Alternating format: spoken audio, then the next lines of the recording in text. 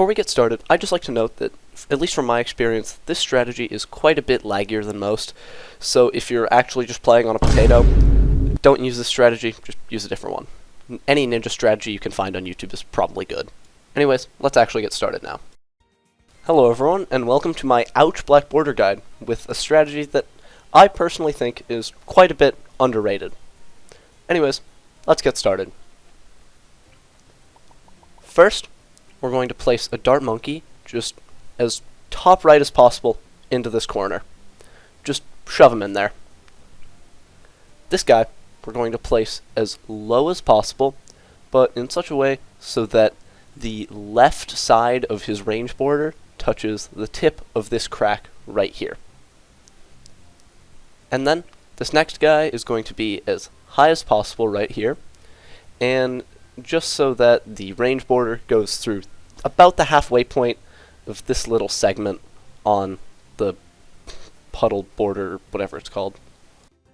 And if you've gotten these placements right, which they're not too hard, so it shouldn't take you too long, you should beat round 6 very easily. And then for round 7, upgrade your top left dart to long range darts, and then set the dart monkey to strong to hit the first green balloon, and then set it back to first for the next shot, and then just swap it back to strong before the blues show up.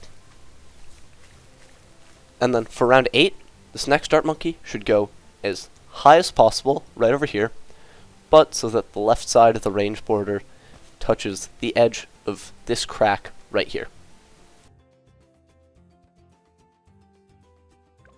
If you've gotten this placement correctly, rounds 8 and 9 should just delete themselves. And then before round 10, place a sniper just right over here, as top right in this corner as possible, and set him to last. You'll keep him on last until he reaches 62 pops, and then you're going to set him to strong as soon as possible. As you can see, I almost messed that up, but it still ended up being fine. And then after round 11, we want to place this next sniper after round 11, so sniper shot timing is consistent and there's less RNG. Yeah, just place the sniper right up here after round 11 and set him to strong.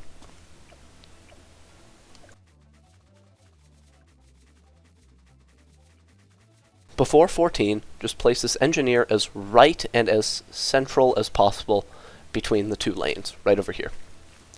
This NG will end up becoming a pin sentry, which is incredibly strong in the early game, and actually helps significantly in the mid-40s. And then in the middle of 15, we're going to place a ninja as left and as central as possible between the two tracks right over here.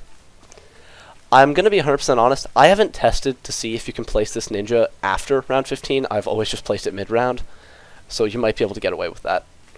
And then just upgrade this ninja straight to a 101 ninja discipline with Seeking Shuriken.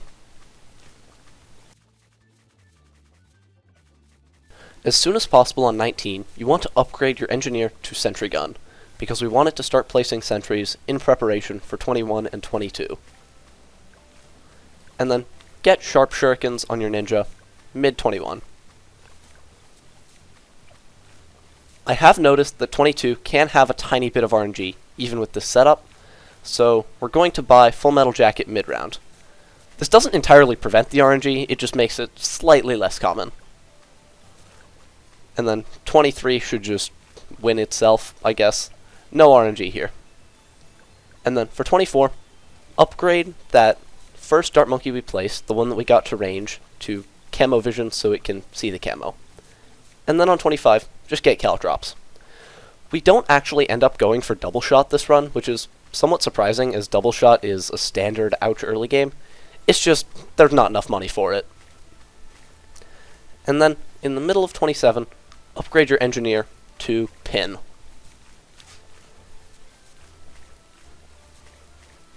And you can also get faster engineering, that is in the budget. 28 usually seems pretty sketchy. You'll be fine. And then after round 29 ends, we're going to want to place Geraldo as bottom right as possible here. Just in this corner. And keep him on first. The reason why we placed Geraldo this late is so that we can time his restock to end up on round 92, which allows us to have 10 Jerry Fires on round 100. It's kind of broken.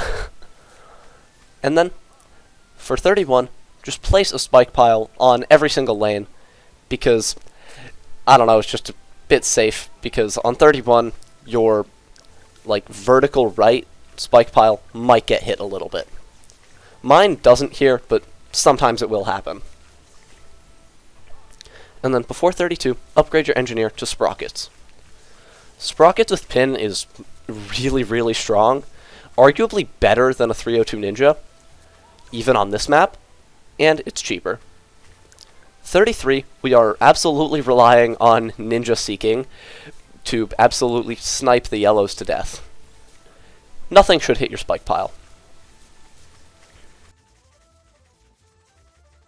Before 35, place a druid right over here as top right as possible. Just shove him into that corner. And then get Heart of Thunder, or Lightning, as I'm going to refer to it for the rest of this run. Lightning is a pretty weird pick for Ouch, but we're going to be getting it to Druid of the Storm later, and when that is buffed by Poplusts, it goes kinda crazy. So why not get it now?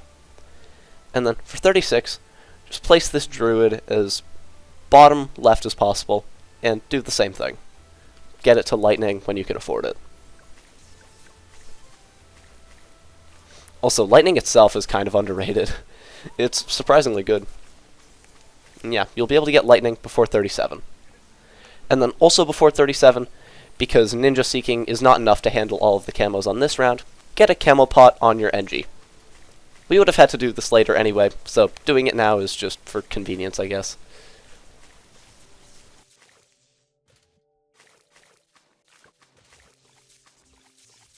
In the middle of 38, upgrade your right druid to Druid of the Storm. The reason why we buy this guy now is because we need him to blow back the first ceramic because we don't have enough defense to be able to take it out normally. The second one should just get sniped by your pin engineer. And then before 40, you should be able to afford a second Druid of the Storm. So yeah, get your other druid to Druid of the Storm as well. And then for round 40, pickle your engineer, very important, and place a Maelstrom just right over here on the track. The Maelstrom will deal enough damage to the Moab so that our Druid of the Storm can blow back the ceramics and we just win.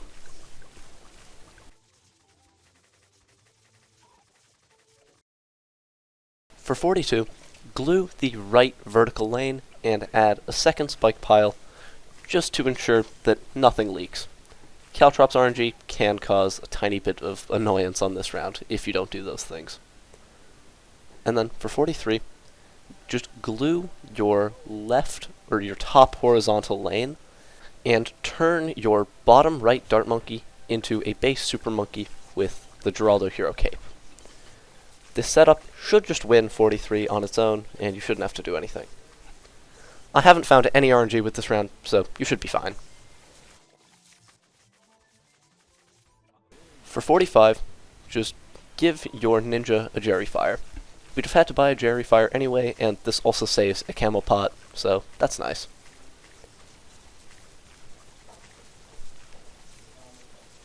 And then, for 46, we're going to pull the same maneuver we did on 42, and glue the right vertical lane here. Just glue that lane, yep, and let the round go. It should just win itself.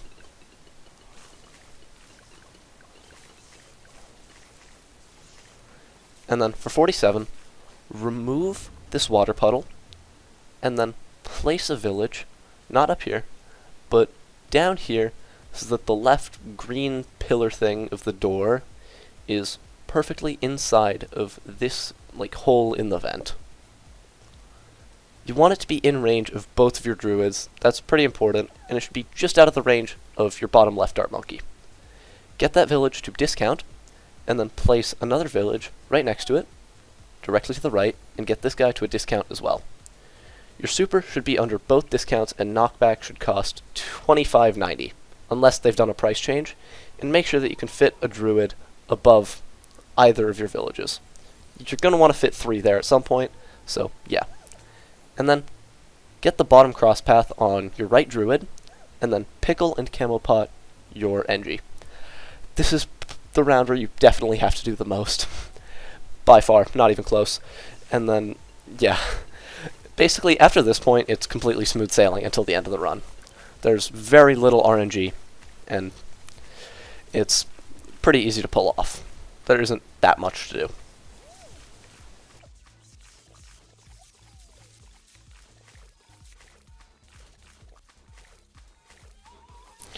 And then before 49, or mid 49 actually, upgrade your super to a 0-2-1, and definitely before the round, make sure to place a glue on the top horizontal lane. And just get your super to a 0-2-1 mid-round. You should be able to afford it right before the ceramics come in, and it'll allow you to murder those ceramics. And then, upgrade your left village to a radar scanner. We're going to end up needing radar scanner anyway, and getting it now just helps. Also, your left druid should blow back the insides of the first Moab on round 50. If it doesn't, you did something wrong. Yeah. Radar scanner is bought specifically for 51 to save a few camo potions. And we would have needed it anyway, so yeah. And then, for 52, upgrade your super to a robo, and set it to close on the top targeting and first on the bottom targeting. Once you've gotten the robo, the run is free, basically. Oh yeah, and then just upgrade your right village to jungle drums. And when you get the money, cross path your other druid too with the bottom cross path.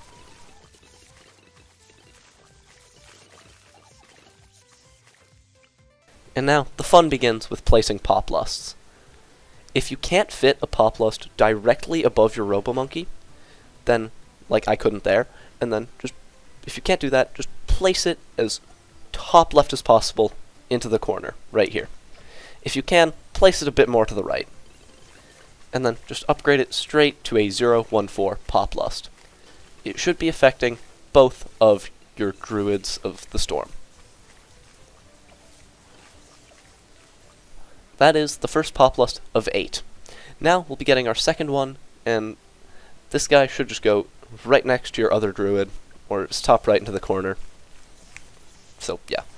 And then just also get him to a 0-1-4 Poplust. This guy should also be affecting both of your druids. Both of your storm druids, that is.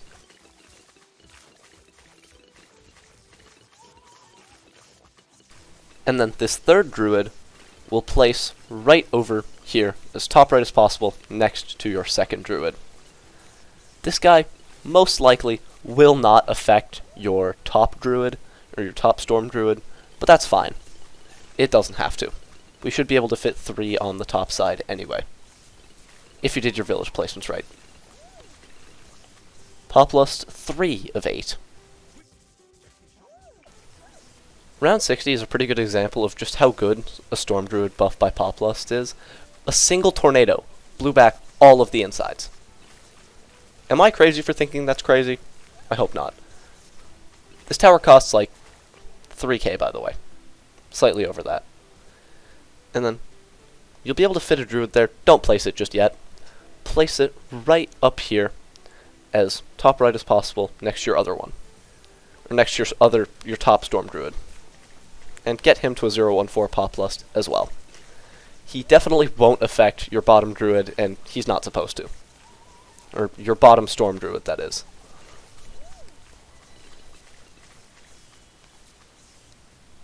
And then, for 63, pickle your robo, and glue the top horizontal lane. The glue straight up isn't necessary half the time, but the pickles usually are. So, nice RNG prevention. And you should get Poplust 4 of 8 in the middle of 63. We're halfway there.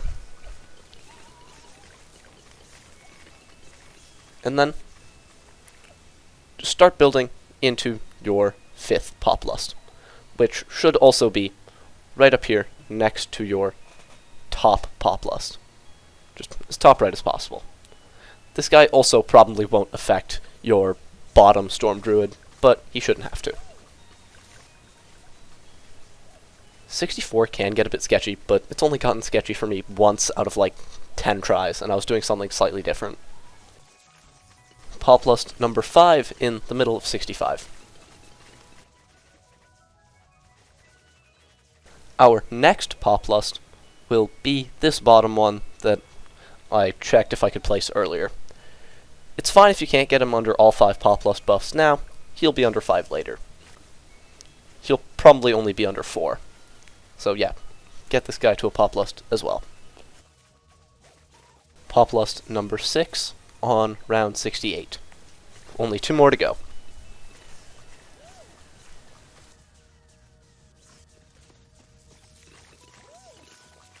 Our 7th Poplust will go right up here.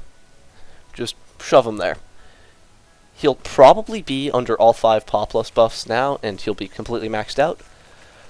But there's also a good chance he isn't, and that's completely fine. He'll get a 5th one later.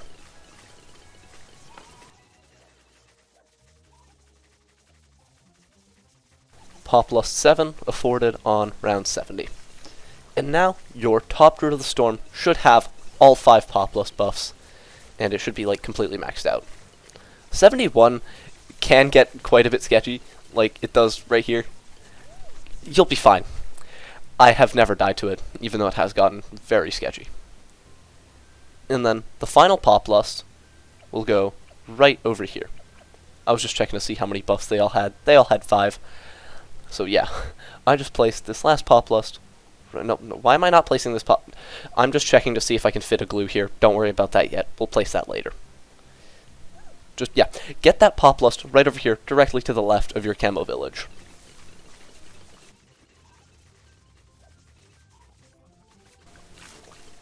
Poplust number 8, our final one, is afforded in the middle of 73. And yeah, that is the last Druid we will be placing. And now, the only other towers we place are 3 glue gunners. Here I'm just checking to see if all of the Druids have 5 buffs, and they do. It's fine if either of your Storm Druids only has 4. Our first glue gunner will go right over here, above your Dart Monkey, or just as left as possible, while still being under 2 discounts. And we'll get him to a 0-4-2 glue strike.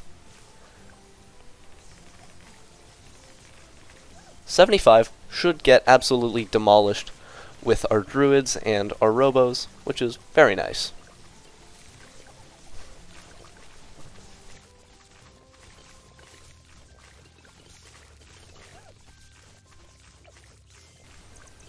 '76 will get absolutely destroyed because of our Storm Druids, and no, the chance of creating a regrow farm here is not very high. And then get Glue Strike on 77. We kind of need it for 78, so yeah, that's kind of what we're getting it for. You can use it right when the BFBs show up on 77 though. You should get it back off cooldown for 78, but you definitely don't have to do that.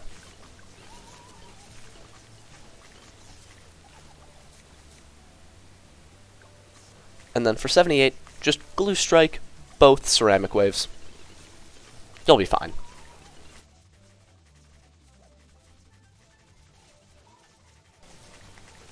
And yeah, make sure to Glue Strike the Camo Wave too. Don't forget about that one.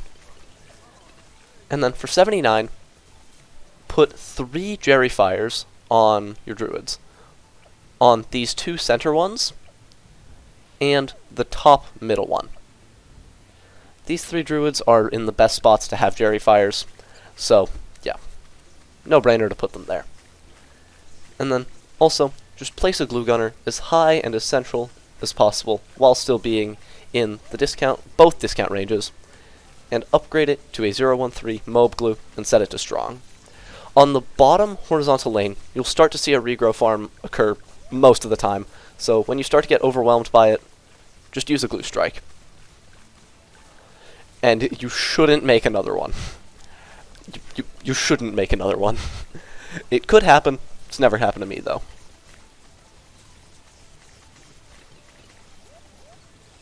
And then, before 80, get another 013 Moab glue as left and as center as possible, while still being in the range of both discounts. And make sure it's set to strong. Very important. And then just get both of them to 024 Relentless glue. Relentless doesn't do much until the late game, where it actually kind of clutches a little bit. On 80, use a glue strike if you feel scared. You shouldn't have to. Your Storm Druid is completely OP, and you should acknowledge that. Yeah, so as I said, get both of your glue gunners to 024 Relentless glues. And yeah, now we're going to start saving up for Glue Storm, and we don't have to use any abilities until then. Look at the Jerry Fires absolutely just murder these rounds. It's kind of crazy, isn't it?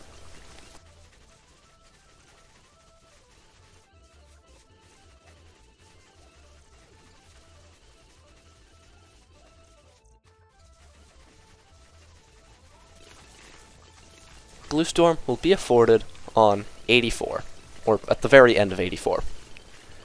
And just to be very safe, use it on 85 when your Poplusts or the Jerry Fires start attacking the ZOMGs. This is already pretty strong, but this is just the beginning. We're going to have 3 times the amount of the Jerry Fires, and they're going to be buffed for 98.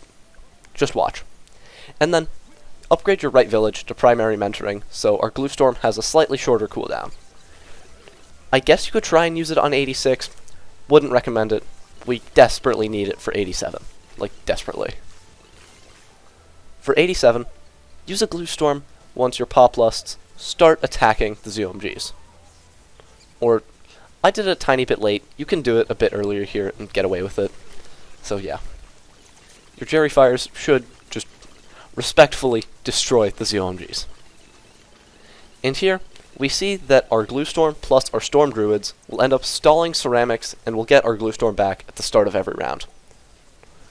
This helps a ton throughout the run, so yeah. And it is kind of necessary for some rounds, and for some rounds it definitely isn't. Also, Glue Storm the ZOMGs on 88. 100% necessary. If you don't, you probably die. You should stall some of the ceramics. And then for 89, just to be safe, put a spike on every single track. Just at the end there. Ceramics probably won't leak through, but it's theoretically possible that they can. You want a Glue Storm at the start of like, exactly when the round starts. I did it a tiny bit late, and you're also going to use it off cooldown again on the BFBs. The fortified BFBs. And on 89, you should also get a ceramic stall, but if you don't, you should still be fine for round 90. At least I hope. And yeah, just use your Glue Storm on the DDTs on round 90. And now, Geraldo is about to restock, so we're going to place as many items as possible. Restock the Jerry Fires on the 3 Druids we had it on before. Sharpening Stone and Pickle your Robo. Camel Pot your Robo and just any one of the Druids that has the Jerry Fire. And then just put Sharpening Stones on the Druids that have the Jerry Fires. Or 2 of them for now. On 91, you don't have to use a Glue Storm. You just don't have to. But if you'd like to, you can. It'll make the round go by a bit quicker and a tiny bit safer. It will get sketchy if you don't use it, like I don't, but I've never died to it. And then, for 92, Geraldo should restock, so now we're going to place Jerry Fires on 3 more Poplust Druids. Specifically, these 3, but it doesn't really matter which one they go on. And then, Camel Pot your other center Druid, and your top middle Druid. And then just Sharpening Stone more of your Druids. Doesn't really help, but I guess it does something. On 92, just Glue Storm 1 once the Poplusts start attacking the ZOMGs. Now, with all of these Jerry Fires and the Glue Storm, it might start to get a little bit laggy, as I said at the beginning of the video. It's kind of crazy. On 92, you should get a ceramic stall. You just don't need it, though.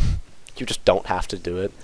And then Glue Storm on 93, for the DDTs, obviously. Because we cannot beat the DDTs if you don't do that.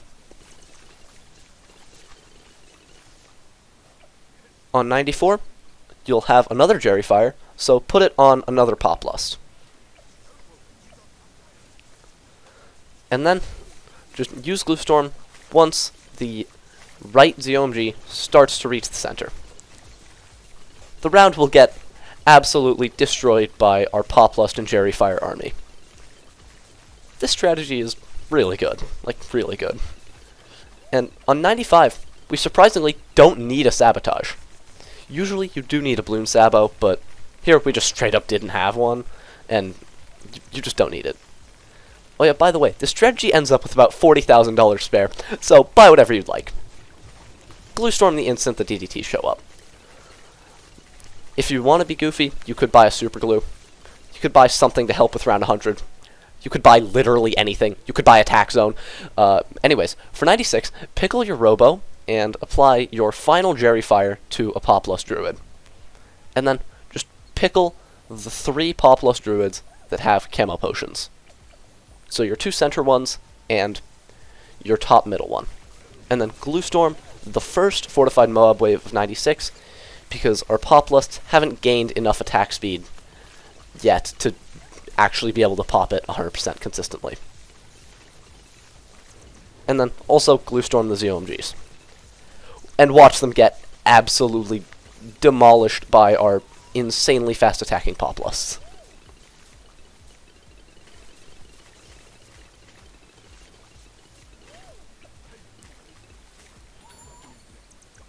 On 97, use a Glue Storm once more than like 3 Poplusts start attacking the left fortified ZOMG. And I guess you could also apply that extra sharpening stone that came into stock. I think I do it, but you probably don't have to. But for 98, just place 2 genies inside of a jungle drum range and give a Jerry Fire to your bottom Storm Druid.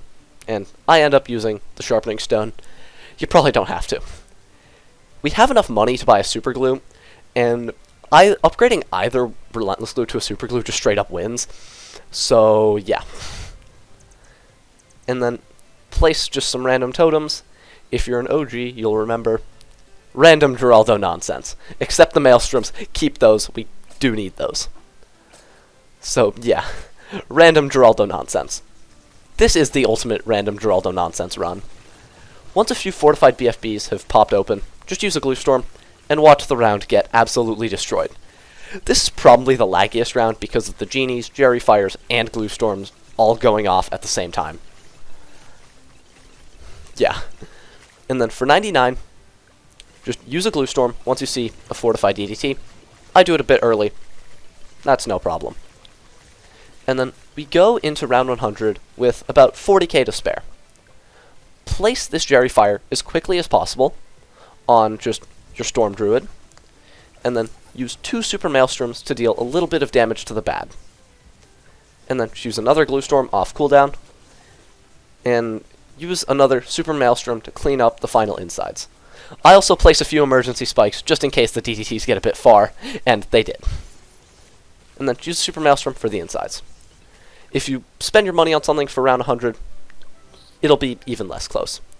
And if you've done everything correctly, and trust me, it is a lot, so be proud of yourself. You should now have your Ouch Black border with a crazy Druid strategy that I don't think I ever expected to see work on this map. But I guess it does. Anyways, I hope this guide helped you out in some way. Have a nice rest of your day, and goodbye. Also, fun fact, the last non-Jerry item we bought was on round 86. Yeah.